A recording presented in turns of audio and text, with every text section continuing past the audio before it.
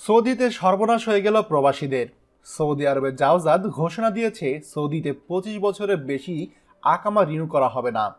বাংলাদেশ সহ বিশ্বের বিভিন্ন দেশে অসংখ্য প্রবাসী সৌদি আরবে আছে, যারা বছরের পর বছর ধরে সৌদি আরবে অবস্থান করছে।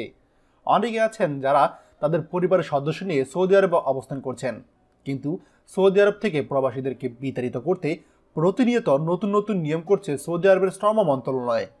সম্প্রতি সৌদি আরবের জাওজাত ঘোষণা দিয়েছে সৌদি প্রবাসীদের সঙ্গে থাকা 25 বছরের বেশি বয়সের সন্তানের আকামা রিনিউ হবে না। এ বিষয়ে সৌদি আরবের ইমিগ্রেশন বিভাগের মুখপাত্র জানিয়েছে, 25 বছর বয়সী সৌদি আরব প্রবাসীদের সন্তানদের আকামা আর কোনোভাবেই রিনিউ করা হবে না। তবে যে সকল প্রবাসীদের কন্যা সন্তান রয়েছে, যাদের বয়স 18 থেকে 25 বছর পর্যন্ত, তারা শুধুমাত্র তখনই আকামা রিনিউ করতে পারবে যখন তারা প্রমাণ করতে সক্ষম হবে যে তারা অবিবাহিত। আর ছেলেদের বেলায় প্রমাণ করতে হবে যে তারা উচ্চশিক্ষা নিয়ে সৌদি আরবে অধ্যয়নরত রয়েছে।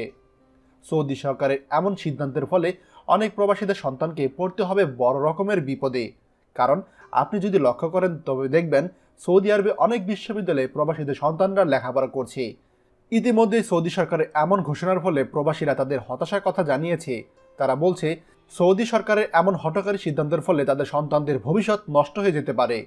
হাজার হাজার প্রবাসীরা ইতিমধ্যেই সৌদি আরবে জাওজাত বরাবর স্মারকলিপি পাঠিয়েছে নতুন এই সিদ্ধান্ত বাতিল করার জন্য।